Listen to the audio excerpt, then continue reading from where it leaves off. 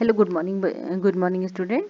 Previous lecture में हमने पढ़ा था अबाउट सेल के कि सेल क्या होती है। सेल जो होती है एक छोटी इकाई होती है और कई सारी जब सेल्स मिलती हैं तो हमारे बॉडी का स्ट्रक्चर तैयार होता है। और जो सेल्स होती हैं ये दो प्रकार की होती हैं, यूनिसेलुलर होती हैं और मल्टीसेलुलर होती हैं। तो यूनिसेलुलर होती हैं वो एक ही सेल से पूरी बनी हुई होती है कोशिका, उसके अंदर सारी क्रियाएं उनकी होती हैं। जबकि जो मल्टी सेलुलर होते हैं सेल्स, इसमें मिलियंस ऑफ सेल्स बनती और बिगड़ती। जैसे हम लोग हैं तो हमारे अंदर शरीर के अंदर मिलियंस ऑफ सेल्स रोज बनते हैं और बिगड़ते हैं। और हमने ये भी पढ़ा कि सेल थ्योरी जिसमें बताया गया कि new cells are form from the pre existing cells. पुरानी कोशिकाओं से ही नई कोशिकाएं बनती हैं।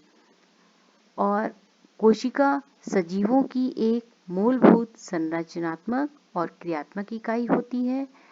जीवधारियों में वृद्धि के लिए नई कोशिकाएं बनती हैं और पूरी कोशिकाएं, जो पुरानी कोशिकाएं होती हैं, वो मृत हो जाती हैं। लेकिन नई कोशिका बनाने के लिए कभी कभी गैमेट्स भी बनते हैं और फिर विभाजन की क्रिया होती है और नई कोशिका बनती है। मतलब क्या होता है कि कभी कभी तो ऐसा होता है कि जो मदर सेल होती है वो उसका साइटोप्लाज्म डिवाइड हो जाएगा, न्यूक्लियस डिवाइड हो जाएगा और अपने ही समान डॉटर सेल्स बना देते हैं, बिल्कुल डिक्टो सेम। कभी कभी ऐसा होता है कि गैमेट्स फॉर्मेशन होता है, फ्यूज़न होता है, गैमेट्स बनते हैं और उसके बाद जो है डॉटर सेल्स बनती हैं। तो ये दोनों क्रियाएं अलग अलग होती हैं। कोशिका विभाजन में जब हम पढ़ते हैं, आज हम कोशिका विभाजन का टॉपिक ले रहे हैं और इसमें हम देखते हैं कि कोशिका विभाजन क्या होता है। कोशिका विभाजन दो प्रकार से होता है, सूत्री विभाजन और अर्धसूत्री विभाजन।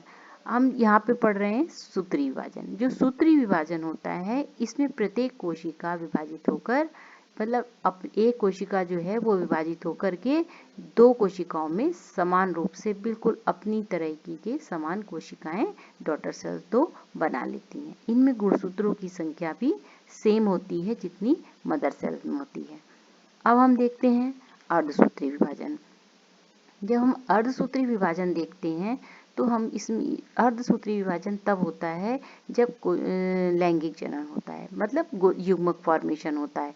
अब जब युग्मक बनता है तो निषेचन की क्रिया होती है और इसमें जो होती है जो संतति कोशिकाएं बनती हैं, जो डॉटर सेल्स बनती हैं, उनमें जो क्रोमोसोम्स की संख्या होती है वो नई कोशिका से आधी होती है इसमें। और इसमें जो न्यू वैरायटी बनती है और इसमें जो है ये 4 बनती हैं क्रोमोसोम्स, 4 जो डॉटर सेल्स होती हैं वो 4 बनती हैं। तो इस प्रकार से पूरा होता है हमारा कोशिका विभाजन। ठीक है, थैंक यू बच्चों। समझ आया हो तो सब्सक्राइब जरूर करिएगा।